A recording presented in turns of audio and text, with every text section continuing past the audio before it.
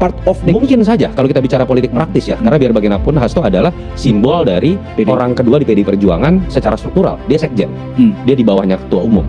Tapi apakah sebatas di situ? Menurut saya, kalaupun terjadi negosiasi politik antara Megawati dengan Prabowo itu akan jauh lebih kompleks, lebih rumit dan beyond of that. Apa kira-kira yang bikin kompleks?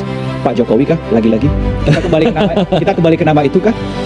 Kalau kita bicara realnya ya, selama ada Jokowi, menurut saya itu tembok penghalang utama secara psikologis buat Ibu Mega untuk bisa masuk dalam pemerintahan Prabowo Gibran.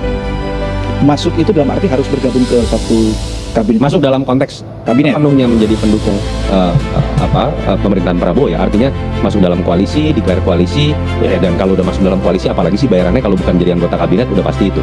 Tapi membaca sejarah seorang Megawati yang sangat menghormati peran oposisi,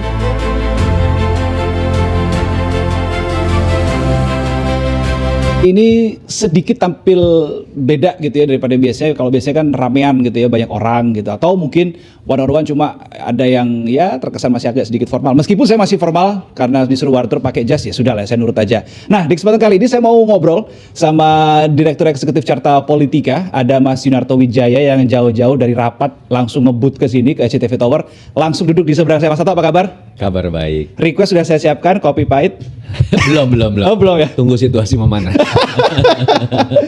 Ini berarti kurang panas jadi sekarang ya? Belum. Suasana hati belum panas. Oh, suasana hati belum panas. Emang apa yang bisa bikin seorang Yunarto Wijaya panas hati? Kalau kita enggak, para elit. Dan tugas kita kan membaca yang mana sih antara Masa sih elit. tahun lalu nggak pernah panas? Ada yang merasa panas dengan saya biasa aja.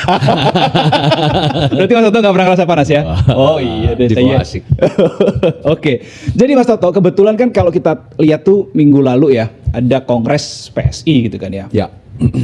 Sebenarnya bikin kongres ini menarik menurut aku adalah karena di situ ada statementnya ada dua presiden di situ ya, presiden ke-7 dan presiden ke-8 maksudnya, Ya. yang sekarang menjabat. Dan ada anak mantan presiden. Ada anak mantan presiden kasih statement juga, komplit di situ. Nah, dan nggak mengejutkan juga akhirnya dia jadi ketum juga gitu kan, lagi gitu kan. Nanti dong dibahasnya. Oh iya. Atau tidak. Oh sekarang sih aku bahasnya. Oke, ya oke, aku rem dikit ya. Panas nih gua nih udah. Baru mulai.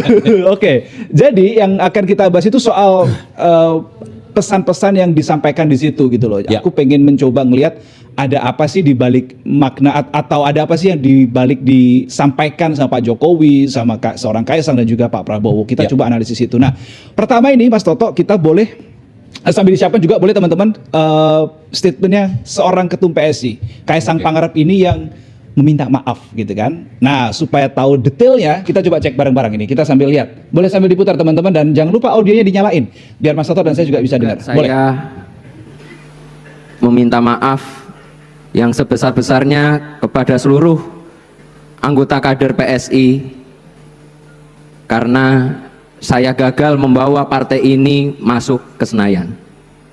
Tapi ingat, di 2029 nanti kita akan menjadi partai yang diperhitungkan.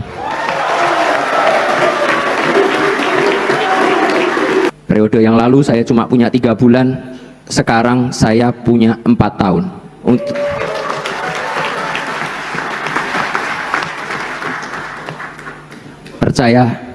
Percaya sama saya.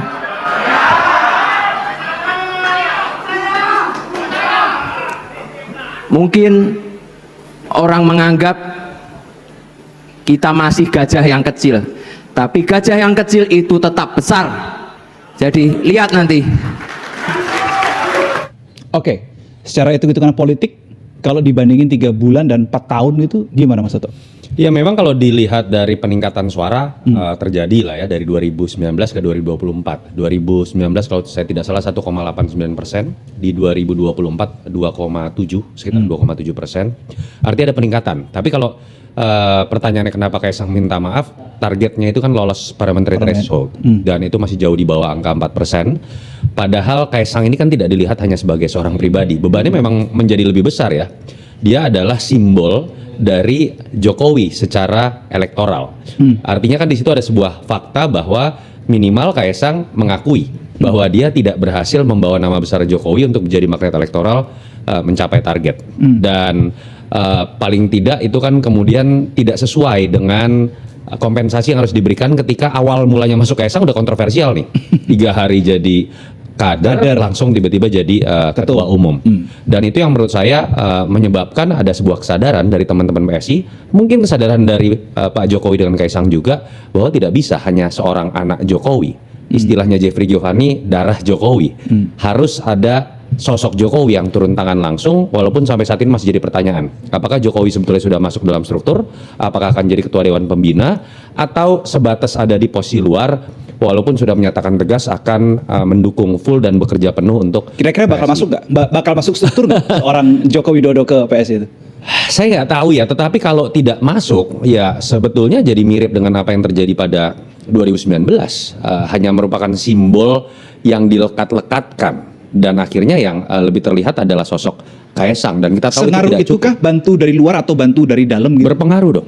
Kalau Pak Jokowi menjadi ketua Dewan Pembina, artinya memang sepenuhnya yang namanya PSI milik Jokowi, sepenuhnya juga endorser utama dari PSI adalah Jokowi, bukan Kaisang. Dan itu yang menurut saya kalau memang targetnya adalah sebuah hitung-hitungan elektoral 2029, seharusnya keputusannya mungkin Jokowi akan menjadi ketua Dewan Pembina. Kalau target itu, tapi kan saya tidak tahu. Mungkin akan ada perhitungan lain. Enak tidak dengan partai lain yang otomatis ketika PSI besar akan terjadi kanibalisme di situ kan. Entah Gerindra, entah partai yang lain-lain yang sama ada dalam KMP.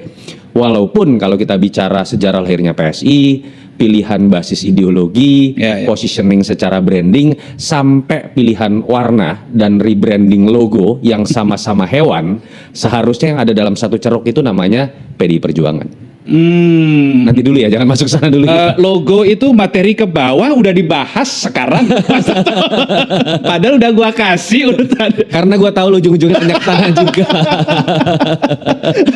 Iya. Tapi ini ya oke lah. Karena tadi aku juga sempat kebablasan dikit di awal lagi. Ini sudah Kayaknya harus ngopi dulu. Oh boleh, aku juga udah mulai minum, udah mulai gerah nih gua nih. Tapi udah apa ya? Udah terprediksi gak sih 3 calon yang maju di pemilu raya PSI kemarin? Ada Bro Ron, ada Kaisang, ada Mulyono. Namanya mirip lagi. Jadi ada yang mengatakan Jokowi tidak jadi maju, Mulyono yang jadi maju. Ya faktanya seperti itu. Lagi minum lagi Mas gua. Oke, tapi udah terprediksi kalau Mas Toto ngeliatnya secara kasat mata gitu. Iya, dengan sudah dipilihnya Kota Solo sebagai tempat kongres kan sudah bisa dibaca untungnya seperti apa. Dengan sudah terlebih dahulu beberapa tahun sebelumnya partai ini mendeklarasikan istilah Jokowisme, sudah bisa ditentukan juga dan diperkirakan siapa yang akan menang, yang memiliki darah terkait dengan Pak Jokowi gitu kan. Yang ketiga ya kalau kita lihat dengan digadang-gadangnya nama Jokowi, katanya sempat ingin dimajukan, dijadikan ketua, belakangan menjadi ketua Dewan Pembina. Ya menurut saya bukan sebuah hal yang mengagetkan kalau kemudian Kaisang yang menangkan. Walaupun di situ kemudian ada pertanyaan, pemilu rayanya beneran gak sih? That's my point. Ya, kalau misalnya udah terprediksi, buat apa ada pemilu raya PSI gitu? Ya mungkin pada akhirnya ini sebuah mekanisme yang betul-betul dilakukan dalam konteks e-voting. Tapi kan pertanyaannya kalau kita bicara substansi demokrasi dalam sebuah pemilu, termasuk dalam pemilu menentukan ketua umum partai, pertanyaannya kan adalah apakah kemudian mereka ada dalam posisi yang sama-sama netral, dalam posisi yang sama, atau memang sudah ada yang diberikan privilege. Dengan kongresnya saja sudah dilakukan di Solo, kalau menurut saya ya memang sudah ada sebuah framing tersendiri. Anda silakan bebas memilih. Tapi paling bagus ini loh kira-kira seperti itu. Ini ada banyak pilihan, tapi yang paling enak ini. Istilahnya kalau lagi pilih makanan begitulah. Dan itu kalimatnya bukan dari kita ya. Kalimat itu keluar dari Ketua Dewan Pembina.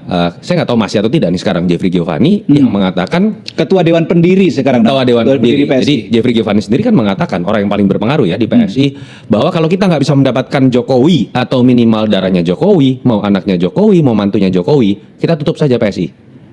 Dari situ kan kita sudah bisa membaca bahwa ketika berbicara mengenai pemilihan umum, ya memang ada yang dianakmaskan. Tapi secara, ini kita ngomong ini ya objektif ya, secara kapasitas, secara pengalaman dan seterusnya, Kaisang Pangarep bagaimana kalau menurut Mas Toto? Ya paling tidak dia sudah punya pengalaman 3 bulan sebelum pemilu, presiden kemarin pileg untuk kemudian menjadi ketua umum. Lalu kalau ditarik sekarang kan mungkin sudah sekitar 2 tahun ya menjadi ketua umum.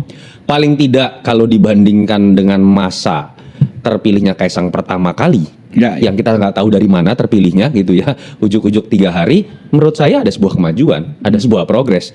Kaisang yang sekarang lebih pantas, bukan dibandingkan dengan anak muda lain, dibandingkan dengan Kaisang yang dulu. Jadi baru sebatas itu saya bisa memberikan penilaian secara objektif. Apakah pada akhirnya dia bisa membantah sebuah stigma hanya bagian dari dinasti karena ada Jokowinya? Waktu yang akan menjawab. Kalau ternyata kehadirannya nanti akan membuat PSI lolos dari pada parliamentary threshold, menurut saya itu satu hal yang harus diapresiasi terlepas dia dibebani dengan politik dinasti. Berarti 2029 tuh panggung atau waktu paling dekat untuk pembuktiannya Kaisang ya? Ya, walaupun bapaknya beda ya. Bapaknya mengatakan 2034 PSI baru akan menjadi. Oh iya. Itu juga masuk di list saya. Iya benar. Mengatakan 2029. Kan berbeda. Tapi konteksnya kan beda. Seorang Joko Widodo bilang 2034 itu PSI baru kuat. Ya. Kalau Kaisang mungkin kalau aku lihat konteksnya lebih ke arah minimal lolos dulu deh gitu loh. Menjadi Beda nggak partai sih? yang bisa langsung lolos Itu kuat juga ya. menjadi indikasi bahwa partai ini kuat. Dan buat Kaisang kan beda. Kalau bapaknya kan tidak ada beban ya. Kaisang kan ketum. Kalau 2029 gagal lagi ya bisa kemudian dia dianggap tidak berhasil kedua kalinya dan sulit dong untuk dipilih lagi. Oke.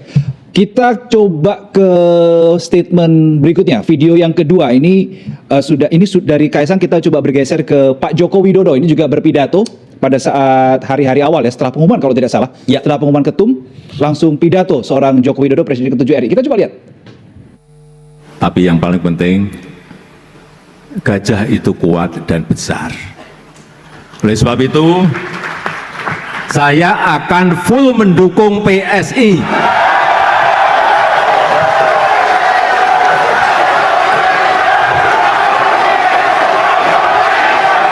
Oleh sebab itu, saya akan bekerja keras untuk PSI.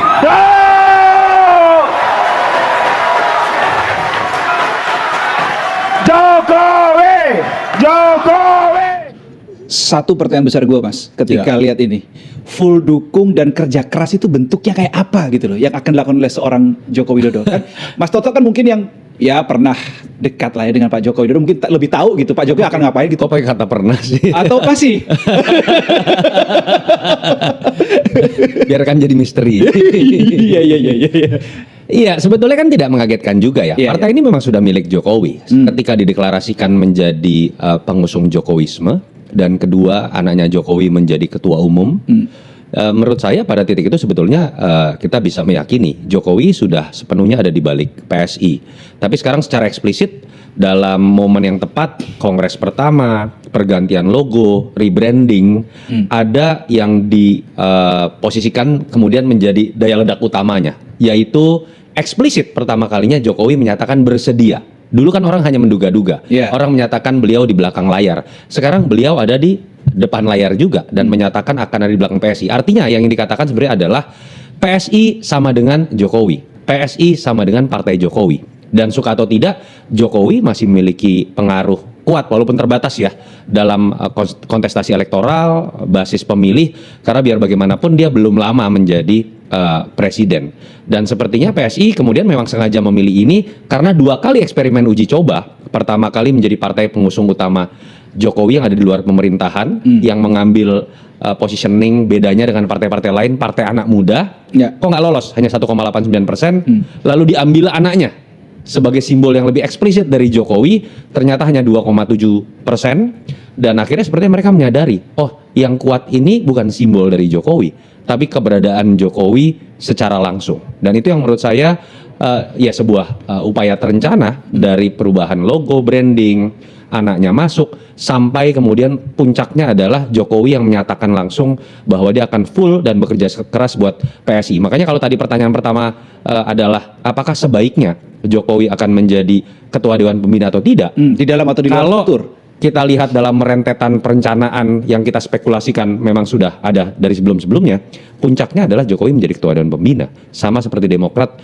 ketua Dewan Pembinanya adalah Pak SBY. Atau Pak Prabowo sempat tuh tidak menjadi ketua umum tapi menjadi ketua Dewan Pembina. Ketua Dewan Pembina itu kan seringkali adalah simbol yang menyatakan bahwa partai ini milik siapa, milik saya, siapapun ketua umumnya. Oh oke. Tapi begini, pertanyaan saya berikutnya. Kita tahu bagaimana besarnya seorang Joko Widodo dari pernah menjadi presiden 2 periode dan seterusnya. memenangkan pemilu 2024 ya, karena dia Ya. mendukung Prabowo Gibran dan seterusnya. Tidakkah terlalu kecil PSI ini 2, sekian % Ya. untuk seorang Joko Widodo? Kalau ini dijadikan political vehicle ya. Pertanyaannya Mas, partai mana yang lain yang mau melamar Pak Jokowi? Hmm. Kalau Pak Jokowi masih jadi seorang presiden dan dia tidak berpartai lagi, katakanlah pada saat masih jadi presiden, lalu tidak PDI lagi, dia akan sangat menarik. Dan waktunya misalnya masih 5 tahun untuk menjadi presiden, misalnya ya, kalau kita berandai-andai, dia akan sangat menarik untuk dilamar menjadi ketua umum partai tertentu. Dulu kan kita dengar tuh ada partai Golkar, Ya, ada ya. gosip juga partai PAN ingin Jokowi masuk. Hmm. Sekarang Jokowi bukan lagi presiden. Kepentingan dari masing-masing partai dan ketua umumnya adalah mencari perhatian bukan kepada Jokowi lagi, Kepada pada Prabowo. Magnet elektoral terkuat namanya Prabowo Subianto dan bukan lagi Jokowi. Sehingga kalau saya melihat seketika Pak Jokowi tidak lagi menjadi presiden, partai-partai yang dulu pernah dekat dan diisukan melamar itu sudah pasti akan fokus pada dirinya sendiri. Ketua umum ini pasti mikir, saya lagi aja deh, habis ini saya juga pengen jadi menteri lagi. Bagaimana caranya menarik perhatian Pak Prabowo bukan lagi Pak Jokowi. Dalam titik itu kita bisa menyimpulkan partai mana yang mungkin untuk dijadikan vehicle dan mau menjadikan dirinya vehicle untuk karir kepentingan politik Jokowi, ya hanya PSI. Kenapa PSI mau? Karena 2019-2024 bukti loh mereka ya dompleng nama besar Pak Jokowi, kemudian di 2024 menjadikan anaknya sebagai ketum, tapi juga masih belum misalkan lolos ke parlemen aja, ke Senayan aja belum, meskipun mereka dalihnya kami kan di legislatif tingkat daerah kita juga sekian, kepala daerah kita juga bertambah dan seterusnya, tapi di Senayan itu salah satu tolak ukur yang sangat gamblang untuk kita lihat. Ketika mereka kemudian melakukan sebuah proses transformasi dari hanya progresif dan anak muda, lalu kemudian bertransformasi menjadi partainya Jokowi, tapi simbolnya hanya anaknya Jokowi, terbukti ada kenaikan. Lalu kemudian yang tadi saya sebutkan, menurut mereka mungkin jangan-jangan, ya jangan nanggung, kita sekaligus menempatkan partai ini menjadi partai Jokowi sepenuhnya. Dan kalau dibandingkan dengan branding PSI, tentu saja branding Jokowi jauh lebih besar. Jadi kalau ditanya Mas Reno, yang lebih diuntungkan dari dua pihak yang katakanlah sedang bersimbiosis mutualisme, Ya. paling utama yang diuntungkan PSI. Apakah Jokowi akan diuntungkan? Tergantung dari kerja politiknya beliau dan Kaisang di dalam PSI 5 tahun ke depan. So, siapa yang bekerja? Kaisang atau Jokowi? Tentu saja yang bekerja. Siapa yang memiliki resources untuk bekerja? Joko Widodo. Tetapi kalau ditanya siapa yang bekerja dalam level operasional, tentu saja Pak Jokowi levelnya ada di atas itu ya. Tapi kita akan sangat naif kalau mengatakan bahwa resources terbesar itu adanya di Jokowi dan bukan ada di Kaisang. Bahwa kemudian Kaisang bisa memanfaatkan itu, PSI bisa memanfaatkan itu, ya itu sebuah kenyataan. Menarik soalnya ketika kalau ini nggak ada sih di rekam yang akan aku putar, Pak Jokowi bilang yang penting adalah mesinnya dulu. Ketika mesinnya sudah ada, bensinnya. Nah, bensin ini kan mungkin yang dimaksud Mas Toto dengan resources adalah bensin atau bukan, Mas? Ya tidak hanya bensin dalam konteks ini kan udah pasti uang ya. Iya, Udah pasti logistik. Iya. Ya. Tapi kan tidak hanya itu. Kita bicara jejaring politik. Itu sesuatu yang menurut saya kan dua hal yang disebutkan oleh Jokowi adalah sesuatu yang memang beliau miliki sebagai mantan seorang presiden, sebagai orang yang katakanlah masih memiliki kekuasaan walaupun terbatas ya, tidak seperti zaman waktu presiden. Kalau bicara mengenai konsolidasi, bagaimana mereka memperluas dan memperkuat jejaring politik.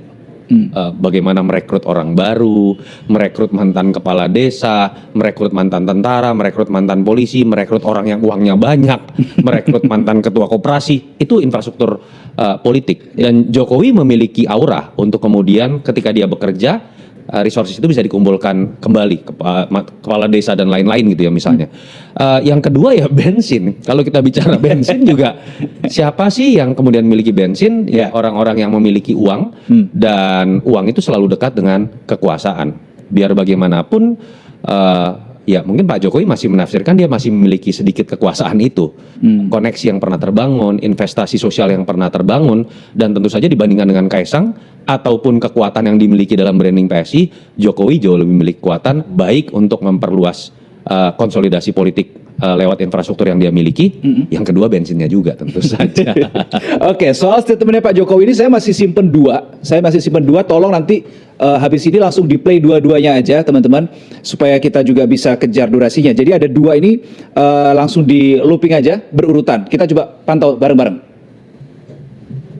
Dan kita tidak akan mengulang lagi kesalahan-kesalahan di 2019, di 2024, untuk nanti di 2029. Memberikan feeling kepada saya bahwa auranya PSI ini akan menjadi partai kuat dan partai besar.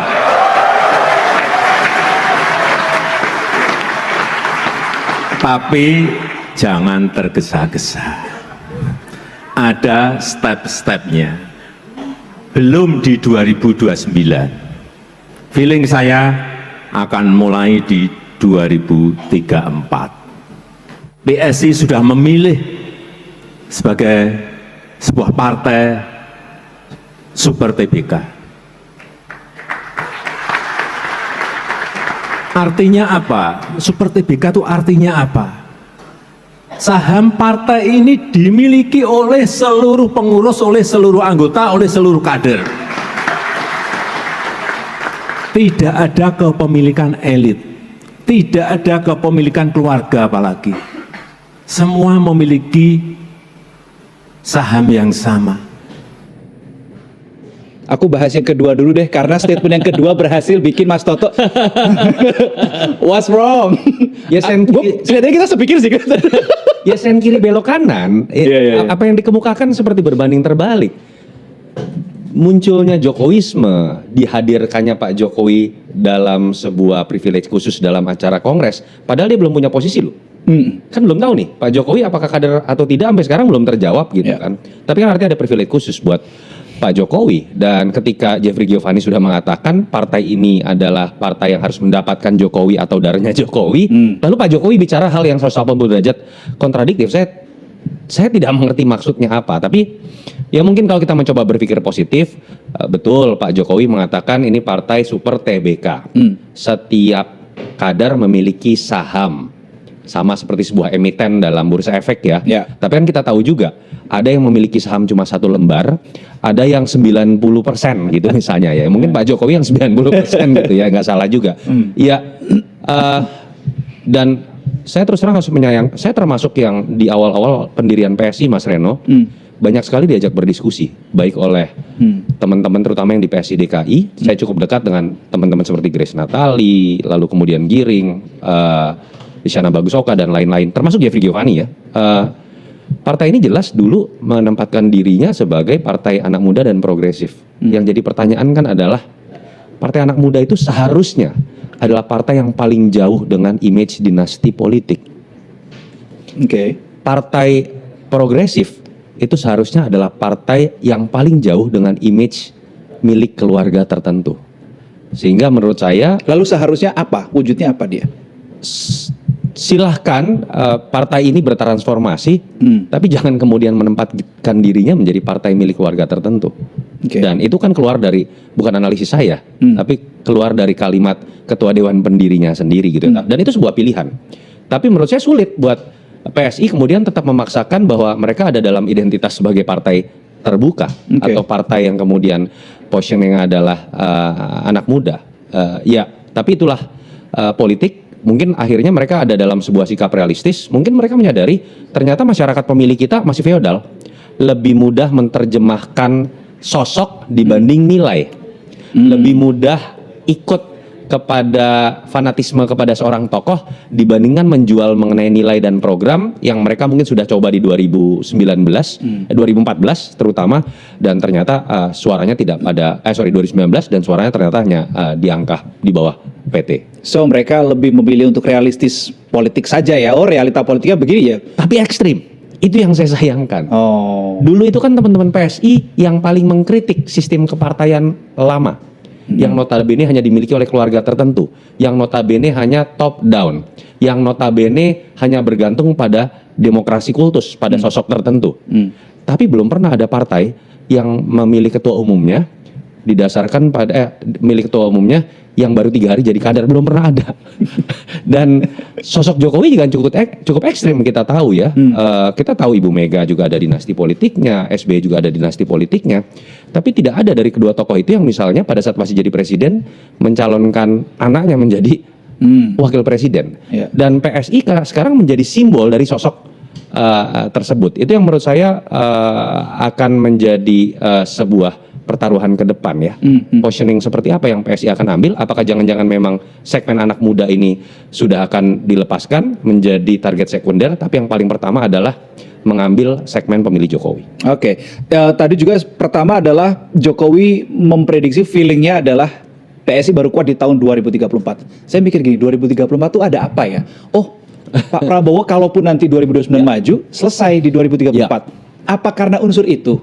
Sehingga Pak Jokowi mungkin gaspol remblongnya baru di 2034. Iya, mungkin 2 hal ya. Kalau ini kita berpikir positif, yang pertama ini sebuah kedewasaan berpolitik dari seorang Jokowi, seorang politisi Jawa yang sangat mengerti psikologi dari orang-orang yang dianggapnya sedang berpartner. Dalam konteks ini Pak Prabowo ya, mungkin akan sangat sensitif ya kalau terlihat Pak Jokowi mengambil alih sebuah partai, ingin membesarkan sebuah partai, lalu punya target besar di 2029. Karena sebagai sosok yang baru maju pertama kalinya di 2024, 2029 kan harusnya jadi milik Pak Prabowo. Exactly. Baik dalam konteks Pilpres ataupun dalam konteks Pileg juga buat Gerindra. Ketika kemudian terlalu berapi-api ingin membesarkan partai ini, lalu kemudian mengatakan akan jadi partai salah satu partai terkuat, saya pikir tata keramanya mungkin Pak Jokowi menyadari bukan hal yang baik. Di sisi lain harus diakui juga, Jokowi ini sebagai politisi, ini pelari maraton kalau kita analogikan pelari ya. Maksudnya gimana tuh berarti itu? Jokowi ini dengan semua kontroversinya,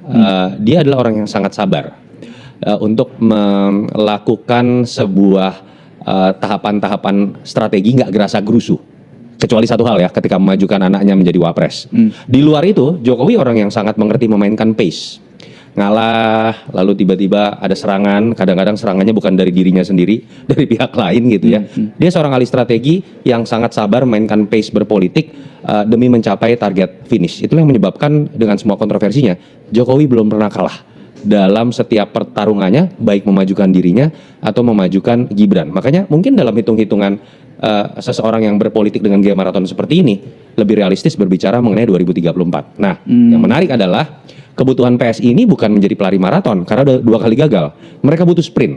Dan kebutuhan seorang Kaesang, dia juga harus jadi pelari 100 meter, sprint secepat-cepatnya. Exactly. Pada titik itulah kita nanti akan mungkin melihat belum tentu pola pikir Kaesang sama dengan pola pikir bapaknya, dan waktu yang akan menjawab sebetulnya. Serem nggak sih itu? Itu normal. Kalau kita lihat gaya Mas Gibran juga dengan gaya Pak Jokowi agak berbeda, tidak sepenuhnya sama gitu ya, dan itu sebuah fakta politik yang nanti akan kita lihat waktu yang akan menjawab. Cuma gue kebaik gini, Mas Toto, ketika misalkan Pak Jokowi adalah marathon runner, Ya. kemudian Mas Kaesang ini adalah sprinter begitu ya. Ini kan udah beda, latihannya aja juga udah beda kalau kita analogikan gitu ya. Strateginya juga udah beda, pendekatannya juga beda, pikirannya juga udah beda. Kalau suatu saat mungkin nanti mendekati 2029 dan hal ini betul-betul masih berdiri di pemikiran masing-masing, what will happen? Apakah crash ini nggak akan terjadi? Atau? Enggak lah, namanya Nggak ya? anak dan bapak gitu ya. Siapa yang akan kalah?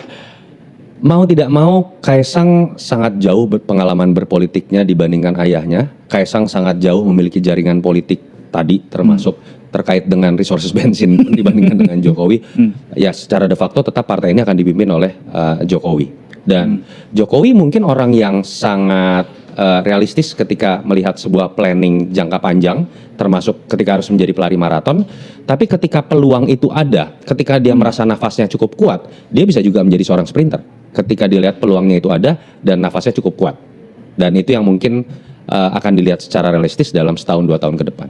Mengontrol pace-nya Pak Jokowi ini sabar dengan dengan sifat sabar itu, apakah artinya kalau kita melihat masihkah ada peluang Pak Jokowi mencoba dalam tanda kutip menawarkanlah ke Pak Prabowo untuk 2029, udahlah jangan ganti wakilnya. Karena kalau kita lihat dari Pilpres dari Pak SBY kemudian dari Pak Jokowi, periode keduanya wakilnya selalu ganti ini. Betul. Nah ini bakal pecah telur. Gua nggak tahu ya. Iya. Atau Prabowo Kaesang. Memang tidak mudah ya, karena pasangan Prabowo Gibran ini kan baru beberapa bulan saja, itu sudah menghadapi sebuah situasi pelik ketika ada tuntutan untuk pemakzulan terhadap Gibran. Dan tidak sepenuhnya juga pemilih Prabowo sebetulnya saya bisa katakan solid dalam mendukung pasangan ini. Karena latar belakang dari klan Jokowi dengan Pak Prabowo ini kan sebetulnya kan 2 kali bermusuhan dalam konteks pilpres gitu ya. Betul. Kalau kita bicara di level elit atau di bawah sebetulnya ada sesuatu yang masih menjadi air dan minyak. Tapi karena didasarkan pada sebuah kebutuhan elektoral, mau tidak mau mereka harus memilih gambar kotak yang sama gitu ya. Walaupun mungkin aja ada yang nyoblos Prabowo doang, ada yang nyoblos Gibran doang bisa saja gitu ya untuk menghibur diri. Tapi kotaknya sama. Iya, kotaknya sama. Tantangannya tidak mudah, apalagi dalam sejarah bukan hanya dalam pilpres, pilkada pun itu lebih banyak yang tidak berpasangan kembali dan wakilnya diganti, bahkan seringkali akhirnya berhadap-hadapan. Tapi kalau saya coba menerka-nerka isi kepala Pak Jokowi, sepertinya beliau tidak akan mengambil sikap untuk kemudian memaksakan Gibran ada dalam posisi berhadapan dengan Prabowo tadi. Seorang pelari maraton dalam politik akan berpikir sangat realistis, melihat situasi ke depan, apalagi kalau sampai harus mengambil sikap konflik dengan pihak yang masih berkuasa, apalagi kalau kondisinya kita baca dari survei sekarang, kepuasan publik itu masih bertumpu pada sosok Prabowo dan bukan pada sosok Gibran. Artinya sekalipun misalkan 2029 tidak jadi pecah telur, dalam arti mungkin Pak Prabowo Subianto ingin mengganti. Itu maunya Jokowi ya, maunya Prabowo kita belum tahu. Oh, iya sih. Karena kita belum masuk segmennya Prabowo. Ya, itu maunya Jokowi kalau menurut saya, kalau kita mau berspekulasi dan realistis. Buat Gibran dengan usia yang sangat muda, dengan segala macam persepsi yang masih meragukan Gibran, menurut saya 5 tahun awal dianggap untuk waktu belajar menjadi wapres dan menjadi wapres sepenuhnya di 5 tahun kedua itu lebih realistis. Oh, wow. Berarti Sekarang masih tahap belajar menjadi wapres kira-kira gitu. Oke, baiklah. Berarti menduganya bakal tetap sama nih. Maunya Pak Jokowi. Maunya Pak Jokowi, Iya. maunya Pak Prabowo. Katanya sesi berikut. Oh iya, makanya kita pindah ke sesi Pak Prabowo Subianto. Kita udah nyiapin juga nih beberapa statement Pak Prabowo di acara penutupan Kongres PSI. Kita boleh putar yang pertama dulu soal Pak Prabowo mengakui sayang gajah. Kita lihat. Ini partai-partai lain harus hati-hati kita nih, ya. Gajah.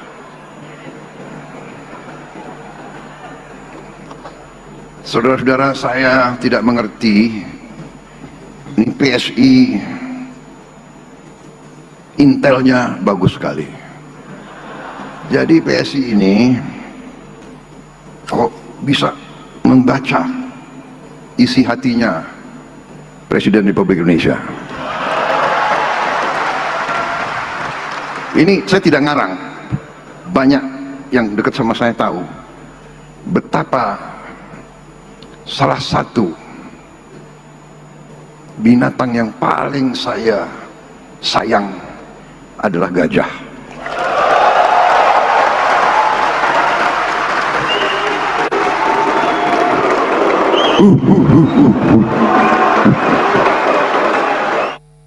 Akui sayang gajah berarti sayang PSI gitu kurang lebih atau gimana?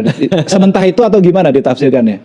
Yang jelas begini, Pak Prabowo kalau kita lihat dalam beberapa pidato politiknya ya, atau dalam komunikasi ketika di doorstop, Prabowo sudah banyak belajar mengenai cara mengambil hati dari siapapun, baik Ya, setuju.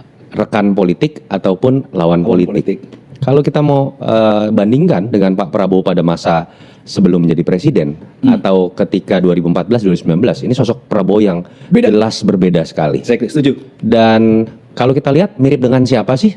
Nular dari mana sih? Sangat mirip dengan Jokowi. Bagaimana Miripnya di mana? ketika hadir dalam sebuah misalnya undangan partai politik lain, itu selalu dimulai dengan kalimat-kalimat seperti ini. Kalimat-kalimat yang memberikan pujian secara khusus dan personal kepada partai tersebut. Ini ilmunya Jokowi. Jadi saya mulai mengerti kenapa Pak Prabowo sering sekali menyebut Jokowi, terutama pada saat masa kampanye ya, sebagai guru politiknya.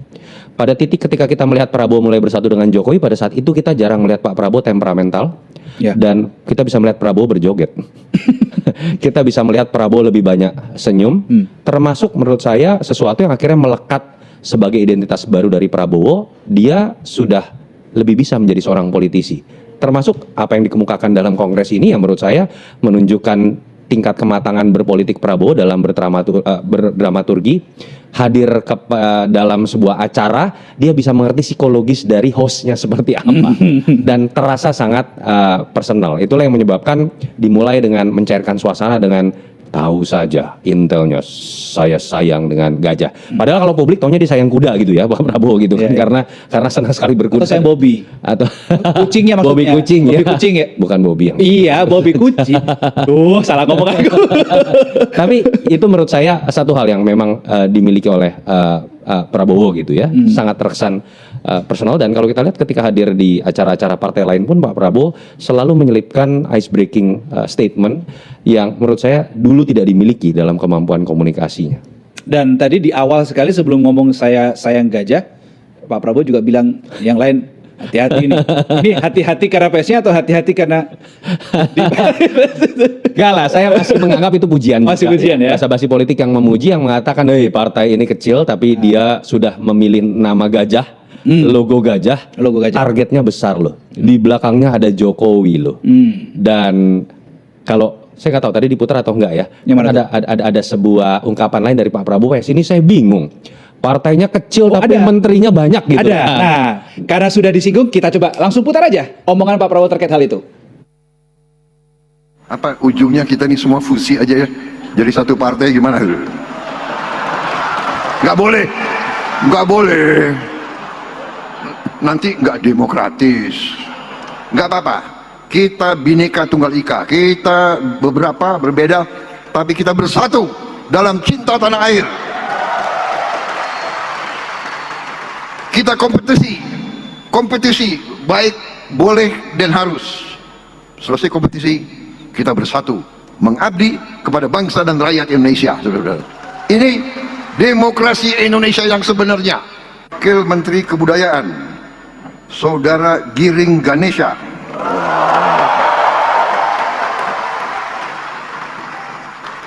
Wakil Menteri Kependudukan dan Pembangunan Keluarga, Saudara Isyani Bagus Oka. Ini gimana sih, PSI kan partai masih kecil kok di kabinet banyak sekali ini.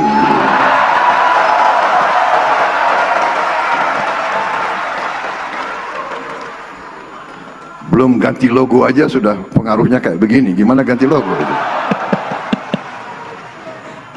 Kayak ngelihat sisi lainnya Pak Prabowo. Pak Prabowo semakin kesini semakin jenaka gitu ya kelihatannya ya. Iya, semakin menikmati suasana riang gembira setelah jadi presiden gitu. Oke, tadi kan udah aku puterin nih, requestnya udah aku puterin. Nah silakan disambung yang tadi soal masih partai kecil tapi kok udah banyak orang di kabinet. 3 paling nggak ya? Pertama, dengan datangnya Pak Prabowo di partai yang tidak lolos parliamentary threshold, itu kan sudah sesuatu. Ya. Di luar kota loh acaranya, Betul. bukan di Jakarta tempat Pak Prabowo bernaung gitu ya. Dimulai juga dengan sebuah simbolisasi datang ke rumahnya Pak Jokowi bersilaturahmi. Artinya kan memang ini sebuah ungkapan dengan penuh kesadaran yang diungkapkan juga secara eksplisit dengan mengatakan hati-hati lo partai lain. Lalu kemudian partai masih kecil kok, menterinya, wakil menterinya sudah banyak. Ya artinya kan memang ini sebuah ungkapan yang menjustifikasi juga. Partai ini memang partai tanda kutip entah besar di belakangnya atau berpotensi menjadi besar karena ada sosok besar di belakangnya, mantan seorang presiden. Kalau pertanyaannya kemudian adalah apakah ini bisa diartikan bisa menjadi saingan atau malah menjadi partner yang seirama, waktu juga yang akan menjawab. Itu pasti nanti akan masuk ke pertanyaan itu gitu ya. Tapi kalau kita lihat ya bagaimana pertunjukan yang dilakukan oleh PSI dengan memunculkan nama Jokowi akhirnya menyatakan akan mendukung penuh, hadirnya presiden, ada juga Pak Jokowi, ada juga Wakil Presiden Mas Gibran, ada juga beberapa ketum. Artinya memang PSI di situ ingin menunjukkan bahwa kami siap menjadi partai besar dan di belakang kami ada sosok besar bernama Jokowi. Jadi dan Prabowo sangat menyadari itu juga gitu. Bukan ini ya, saya mikirnya ini sindiran atau bukan sih gitu ketika ngomong partai kecil tapi di kabinet juga udah banyak. Ibaratnya kan 2 wamen 1 menteri kan, Mas Menhut kan? Iya. Mas Raja Juli Antoni. Saya kira awalnya nyindir itu, bukan ya? Iya, dalam konteks memaparkan sebuah anomali iya. Harusnya partai dengan perolehan seperti ini nggak segini loh, kira-kira gitu kan. Tapi ketika akhirnya saya memutuskan seperti ini, artinya kan saya mengakui memang ada sesuatu yang lebih besar dibanding perolehan elektoral dari PSI. Ya mungkin bisa kita artikan inilah bayaran politik saya kepada, mungkin bukan kepada PSI, tapi orang yang ada di belakang PSI. Pak Jokowi. Ya padahal kan udah dapat wakil presiden. Iya, udah cukup. Tapi ya udahlah ya. Itu bahasan lain, tema lain. Soal fusi partai. Ya. Jatuhnya candaan sebetulnya. Demokratis segala itu Pak Prabowo itu. Tapi agak-agak saya mencoba menangkap begini. Semangatnya Pak Prabowo itu kan pengen merangkul semua jadi satu gitu kan. Cuma mungkin beliau menyadari, mungkin bisa benar bisa salah, kalau di dalam semua juga demokratisnya nggak ada gitu kan. Gimana? Pak Prabowo menurut saya dalam beberapa statementnya memang menunjukkan tafsir yang berbeda dengan apa yang sudah menjadi kesepakatan pasca reformasi terkait dengan menerjemahkan demokrasi dan pemilu. Kalau kita lihat Pak Prabowo secara eksplisit mengatakan tidak setuju dengan pilkada langsung. Ya, karena dianggap boros dan lain-lain. Itu kan kesepakatan kita pasca reformasi. Ketika Pak Prabowo juga berupaya, walaupun mungkin dengan niatan baik ya, untuk semuanya kalau bisa partai ikut bergabung dalam koalisi saya, itu juga menurut saya kan berbeda dengan tafsir kebanyakan akademisi, pengamat, atau nilai-nilai demokrasi yang kebanyakan dianut ya dalam negara-negara demokrasi, bahwa ketika pemilihan sudah memilih pemerintahan, harus ada partai yang di luar pemerintahan, karena di situ akan terjadi yang namanya check and balances. Artinya ketika ada yang masuk dalam pemerintahan harus ada oposisi. Pak Prabowo melihat itu demokrasi liberal, demokrasi barat, lagi-lagi agak berbeda. Dan ketika berbicara mengenai tadi mengenai bergabungnya partai-partai dalam satu barisan misalnya, itu kan kita kembali akhirnya melihat tafsir Orde Baru. Ketika tahun 71 melakukan proses peleburan itu, dari banyak partai hanya menjadi 3 partai yang sebetulnya dalam kesepakatan kita lagi-lagi pasca reformasi itu satu hal yang berbeda. Tapi saya coba menangkap masih positif lah ketika Pak Prabowo nyindir dengan nanti dibilang tidak demokratis gitu. Artinya walaupun dengan terpaksa sepertinya beliau mencoba memahami juga bahwa itu sulit untuk dilakukan gitu ya. Dan sampai sekarang kelihatannya masih setia di luar adalah PD Perjuangan. Atau bagaimana Mas Toto melihatnya? Belum kongres. Iya juga, mundur dari April ya. Kayaknya sebentar lagi. Kapan? Ini saya suka nih kalau ada kayak gini-gini nih. Oh, udah tahu wartawan Enggak dulu. tahu. Katanya kan Agustus awal. Oh, Agustus awal. Karena analisisnya kan katanya paling tidak menunggu hasil dari vonis terhadap Sekjen PDI Perjuangan yang kalau saya tidak salah baca di 25 atau 24 Juli besok. Akan dilakukan vonis dan dikeluarkan vonis. Setelah itu mungkin PDI akan melakukan kongres. Dan pertanyaan tadi harusnya akan terjawab mengenai apakah tetap di luar pemerintahan atau akan ada positioning baru. Aku semacam begini. Aku termasuk bisa dibilang kurang setuju atau bahkan nggak setuju ketika sikap itu dilandaskan pada putusan vonis, karena itu jatuhnya akan transaksional. Menurut saya bukan karena vonis, tapi bukan positioningnya bukan karena vonis, tapi kongresnya baru akan dilakukan pasca vonis. Karena Mas Hasto setahu saya masih Sekjen PDI Perjuangan resmi. Karena mungkin bagian dari satu kongres itu membahas soal otomatis nanti kan akan formatur terkait dengan Sekjen baru, apakah tetap akan dipertahankan atau tidak. Mungkin lebih ke arah itu, walaupun memang ada gosip-gosip kan ada kaitannya antara keputusan vonis dengan apakah PDI Perjuangan akan masuk ke dalam barisan pemerintahan atau tetap di luar pemerintahan. Walaupun saya mencoba berpikir positif, level Megawati dengan Prabowo harusnya sih kalau bernegosiasi pun nggak cuma tentang itu, level mereka jauh di atas. Nggak cuma, berarti itu part of mungkin saja kalau kita bicara politik praktis ya, karena biar bagaimanapun Hasto adalah simbol dari orang kedua di PDI Perjuangan secara struktural, dia sekjen, dia di bawahnya ketua umum. Tapi apakah sebatas di situ? Menurut saya, kalaupun terjadi negosiasi politik antara Megawati dengan Prabowo itu akan jauh lebih kompleks, lebih rumit dan beyond of that. Apa kira-kira yang bikin kompleks? Pak Jokowi kah? Lagi-lagi? Kita kembali ke nama itu kah? Kalau kita bicara realnya ya, selama ada Jokowi, menurut saya itu tembok penghalang utama secara psikologis buat Ibu Mega untuk bisa masuk dalam pemerintahan Prabowo Gibran. Masuk itu dalam arti harus bergabung ke suatu Kabinet. Masuk dalam konteks Kabinet. sepenuhnya menjadi pendukung pemerintahan Prabowo ya. Artinya masuk dalam koalisi, declare koalisi ya, dan kalau udah masuk dalam koalisi apalagi sih bayarannya kalau bukan jadi anggota kabinet udah pasti itu. Tapi membaca sejarah seorang Megawati yang sangat menghormati peran oposisi, ditambah lagi dengan bumbu bahwa ada penghalang secara psikologis dengan adanya Mas Gibran ataupun Jokowi. Kalau mau ditanya spekulasinya lebih ke arah mana, saya melihat Megawati, apapun keputusan vonis dari hakim terhadap Mas Hasto, katakanlah kita coba kait-kaitkan, cenderung akan mengambil sikap ada di luar pemerintahan. Akankah itu ganggu hubungan baik antara, saya bisa katakan baik ya, antara Bu Mega dan Pak Prabowo, karena setahu saya nothing happen. Loh, Pak Prabowo dengan Ibu Mega 2014-2019 kan berseberangan. Iya, berseberangan. Baik-baik saja. Baik-baik saja kan tapi kan. Iya. Nah, makanya itu. Kalau saya melihat Bakal ganggu nggak sifat atau sikap oposisinya nantinya kalau itu yang diambil beneran? kalau PDI Perjuangan akhirnya tidak masuk dalam barisan oposisi, pertanyaannya apa yang akan terjadi dengan check and balances kita? Itu yang menurut saya lebih sulit dan lebih mengerikan untuk kita coba bayangkan. Dan belum pernah ada sejarah terkecuali pada masa Orde Baru bahwa kita tidak punya pihak yang ikut mengawasi. Saya nggak mau menggunakan istilah oposisi deh. Iya, iya. Tapi betul-betul semua partai dapat bayaran kursi menteri, dapat BUMN, dapat dubes dan lain-lain.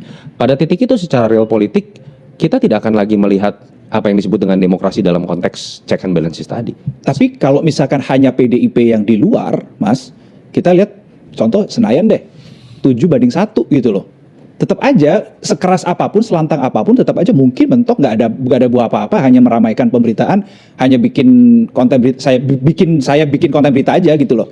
Demokrasi punya yang namanya civil society, demokrasi punya yang namanya pers, demokrasi punya yang namanya mahasiswa, demokrasi punya yang namanya sosial media. So itu akan jadi temannya PDIP. Kalau Mas Reno ingat ketika bagaimana keputusan MK terkait dengan pilkada, sempat katanya balik DPR, lalu kemudian ingin mementahkan keputusan MK terkait dengan Kaisang yang saat itu kan kita lihat bagaimana tiba-tiba protes yang terjadi di sosmed bisa dengan cepatnya bergulir menjadi protes di jalanan, Ya. dan bahkan membatalkan keputusan untuk kemudian dilakukan di DPR. Kalau kita ingat saat itu keputusan Pak Prabowo katanya ya, Ya, ya. kemudian membatalkan itu secara politik. Artinya memang kita tidak hanya bisa berbicara secara matematika atau hitung-hitungan kuantitatif saja Ya. dengan mengatakan cuma 15% PDI Perjuangan sama aja bohong gitu kan. Yang dibutuhkan adalah ada minimal. Saya bukan hanya mengatakan PDI saja. Saya berharap sebetulnya kalau mau ideal ya, siapapun yang kalah pilpres, ada yang namanya PKB, Ya. ada yang namanya Nasdem, ada yang namanya PKS, konsisten dong. Kalau udah kalah, yang ambil sikap Luar. positioning di luar. Dan walaupun suaranya tetap kalah dengan partai pendukung koalisi KMP, tapi secara kualitatif isunya akan tetap bisa dimunculkan. Pro dan kontranya tetap ada. Terlihat ya. Perdebatannya akan tetap ada. Ketika secara kuantitatif akhirnya bisa dimentahkan dalam pengambilan keputusan, tapi publik sudah mendengar isunya dan terasa tidak masuk akal, menghina-hina akal sehat, ada kok hal-hal lain yang bisa dilakukan, ada kok instrumen demokrasi lain yang bisa dilakukan dan sejarah membuktikan itu. Aku sempat keingat beberapa waktu lalu ketika ada sikap protes turun ke jalan, bahkan sampai muncul narasi Indonesia gelap begitu. Ya. Kopi masih ada kan ya? Masih. Muncul narasi Indonesia gelap. Di acara PSI kemarin Pak Prabowo juga menyinggung itu secara tiba-tiba begitu ya. Sebelum komentar, kita lihat dulu apa yang akan dibilang oleh Pak Prabowo terkait dengan Indonesia gelap itu tadi. Saya geleng-geleng kepala. Ada orang-orang yang berperan sebagai orang pintar, berperan sebagai pemimpin, tapi yang disebarkan adalah pesimisme. Indonesia gelap, kabur aja deh, lo kabur aja lo.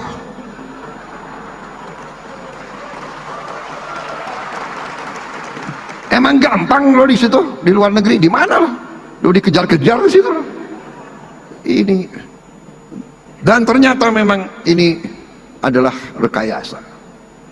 Ini dibuat-buat, ini dibayar. Oleh siapa? Oleh mereka-mereka yang ingin Indonesia selalu gaduh, Indonesia selalu miskin.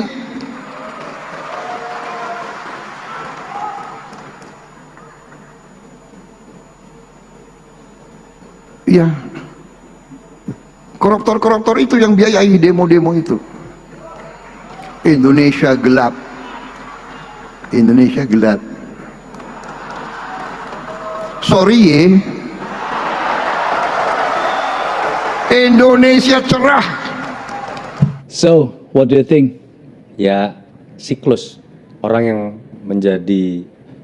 yang sudah menjadi pemenang, berkuasa menjadi presiden dengan ketika beliau masih menjadi oposisi berbeda. Kalau beliau melihat rekaman-rekaman dirinya sendiri ketika menjadi oposisi dari rezim Jokowi, kita pernah ingat ada narasi Indonesia bubar yang diungkapkan oleh seorang Pak Prabowo. Dan itu sebetulnya kan kalau Pak Prabowo ingat adalah narasi yang dikeluarkan karena kecintaan Prabowo saat itu tidak berkuasa dengan mengatakan kalau Indonesia dijalankan dengan cara seperti ini bisa bubar. 2030 itu ya? 2030. Apakah itu bisa dikatakan sebuah upaya untuk membuat Indonesia gaduh? Kan tidak. Tetapi ketika memang sudah menjadi presiden dan menjadi pihak yang berkuasa, mendengar kritik itu terasa sangat tidak enak. Dan kemudian dia bisa mengkritik perilaku yang ketika dia menjadi oposisi sebenarnya dia lakukan sendiri. Saya tidak ingin menyalahkan Pak Prabowo, tapi ketika berbicara mengenai Indonesia gelap, menurut saya ada simplifikasi yang mungkin juru bisiknya itu menempatkan secara tidak tepat. Ini kalau saya coba berspekulasi ya, juru bisik? nggak ada yang tahu kita kalau namanya juru bisik, kerjanya juga berbisik-bisik kita nggak tahu gitu ya. Tapi bisikannya terdengar lah kira-kira gitu. Dekat berarti sama Pak Prabowo Ya sudah pasti dong. Kalau kita lihat bagaimana memang kalau saya mau berspekulasi ya, kan memang ada kasus hukum orang yang sudah masuk penjara, pengacara yang terkait ada tuduhan dan sudah bisa dibuktikan dia ikut membiayai. Ada media, ada narasi yang dimainkan, salah satunya terkait Indonesia gelap. Ya termasuk menyerang salah satu institusi penegak hukum lah, udah Mas Reno bisa tahu gitu ya. Jadi mungkin saja dia terlibat dalam konteks itu, riding the wave dengan menyerang pemerintah, menyerang penegak hukum untuk kepentingan kliennya, untuk kepentingan tertentu didasarkan pada jasa profesionalnya. Tapi apakah ketika terbukti ada pihak yang melakukan itu, lalu gerakan Indonesia gelap itu bisa dimaknai sepenuhnya sebagai bayaran? Tidak. Ada juga yang sifatnya organik, didasarkan pada kesadaran, rasa sikap kritis, rasa kecintaan terhadap negeri ini yang muncul dari teman-teman aktivis, dari teman-teman yang katakanlah memang peduli, akademisi dan lain-lain.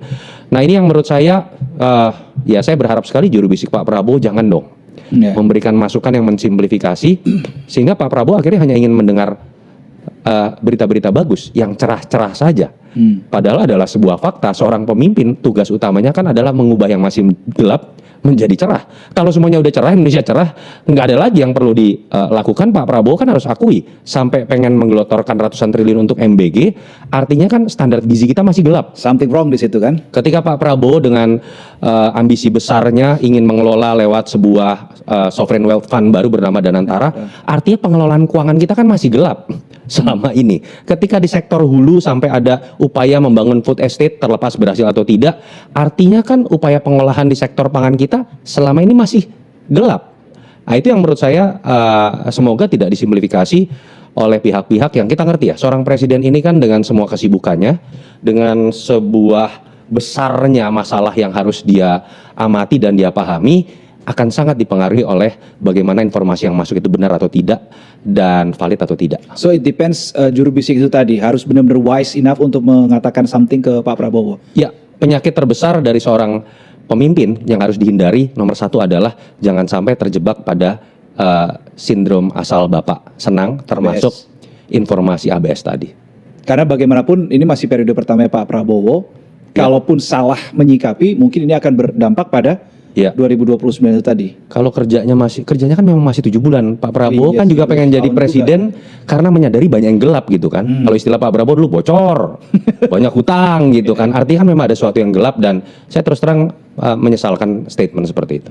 Oke, terakhir kita ke visual pertemuannya Pak Prabowo ke rumah Pak Jokowi. Mungkin bisa sambil ditampilkan nanti kita juga bisa sambil komentarin Mas Toto. Sambil ditampilin aja. Langsung ke visual yang terakhir aja Dan. Ke nomor 9. Nah, ini adalah ketika Pak Prabowo mengunjungi Pak Jokowi langsung ke rumahnya. Ini momen keduanya bertemu. Mas Toto, menyambung tadi, analisis Mas Toto, kalau misalkan masih ada Pak Jokowi di situ, maka akan membuat PDIP ataupun Bu Mega dan seterusnya di situ tidak akan masuk begitu. Kalau saya mencoba menggambarkan secara umum, ini kan seperti cinta segitiga, Mas. Antara Jokowi, Prabowo, dan Bu Mega. Bisa dianalogikan seperti itu. Jalan tengahnya terus harus, apakah ini ketiganya bisa tetap bersama-sama, atau harus ada satu yang kemudian lepas, atau seperti apa?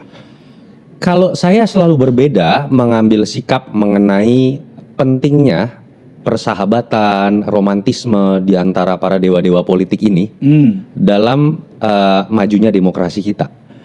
Demokrasi itu jangan kita sederhanakan bahwa akan terjadi sebuah perkembangan yang lebih baik buat demokrasi ketika elit-elitnya sering ngopi, elit-elitnya saling puji. Gak ada, demokrasi itu berisik. Demokrasi itu perdebatan. Demokrasi itu perbedaan yang diperdebatkan, tetapi harus memiliki argumentasi. Ya.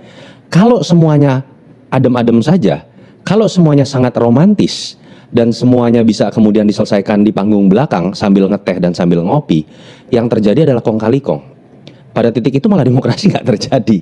Buat saya malah itu berbahaya buat demokrasi. Makanya saya tidak setuju dengan sebuah upaya untuk memaksakan bahwa elit-elit ini harus kemudian sering ketemu, bikin President's Club, lalu kemudian mereka harus satu suara, yang akhirnya kalau diterjemahkan menjadi ya udah gabung aja jadi satu partai, ya udah gabung aja dalam satu barisan koalisi, dengan sendirinya demokrasi hilang malah ketika itu terjadi. Kita belajar dari Amerika Serikat. Apakah Donald Trump dengan Barack Obama akur? Enggak sama sekali.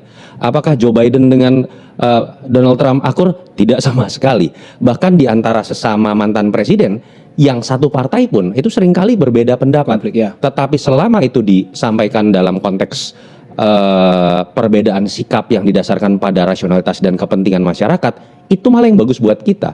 Ketika elit ini terus berdebat, tapi berdebat dan bertengkar karena aspirasi konstituen yang berbeda-beda, menurut saya malah pada titik itu demokrasi terjadi. Tapi catatan, kalau bertengkarnya karena urusan pribadi, nah itu yang nggak bagus. Nah silakan masyarakat yang menilai. Pribadi itu contohnya gimana? Kan Mas Toto kan Ya rasa sakit hati didasarkan pada urusan-urusan yang tidak terkait dengan rakyat lah. Itu kan rakyat yang masyarakat bisa yang menilai lah. Jadi based on aspirasi, selama debatnya substantif, begitu memperjuangkan aspirasi konstituen mereka dan sebagainya, it's okay. Itu yang terjadi Mas Reno. Kalau kita bicara mengenai apa yang terjadi pada Gak boleh gini dong ya berarti ya? Iya nggak boleh. 2024 bersatunya Prabowo dengan Jokowi sebagai mantan rival. Kalau dalam konteks itu diterjemahkan dalam konteks ada sebuah pemikiran yang tadinya berbeda, tapi karena sebuah dialog kemudian itu bisa disatukan menjadi sebuah pemikiran besar baru. Bersatunya dua sosok ini luar biasa. Tapi kalau diartikan menjadi oke, Pak Prabowo bisa bersatu dengan Pak Jokowi karena kemudian diberikan jabatan Menhan, lalu kemudian Pak Prabowo membalas ketika jadi capres, Pak Jokowi diberikan jatah anaknya menjadi cawapres. Itu bukan bagian dari harmonisasi elit yang baik buat demokrasi. Oke, semoga ini kita didengar begitu ya sama Pak Prabowo, Pak Jokowi, Bu Mega mungkin. Sama, semuanya. Juga kan? Semuanya ya. Pak SBY. Pak SBY. Udah sembuh belum ya Pak SBY? Udah ya harusnya ya. Udah. Get well soon Pak SBY ya. Oke, terima kasih Mas Toto udah mau diskusi, Makasih, udah Mas mau Reno. kasih sudut pandang, udah mau minum juga, udah mau ngopi. Jajannya nanti di sana, kita lanjut habis ini. Kita jumpa lagi saudara di Liputan Talks berikutnya. Jangan kapok untuk pantengin di YouTube Liputan TV karena selalu ada insight-insight yang akan kami coba hadirkan ke hadapan Anda. Saya Reno Reksa pamit. Salam TV.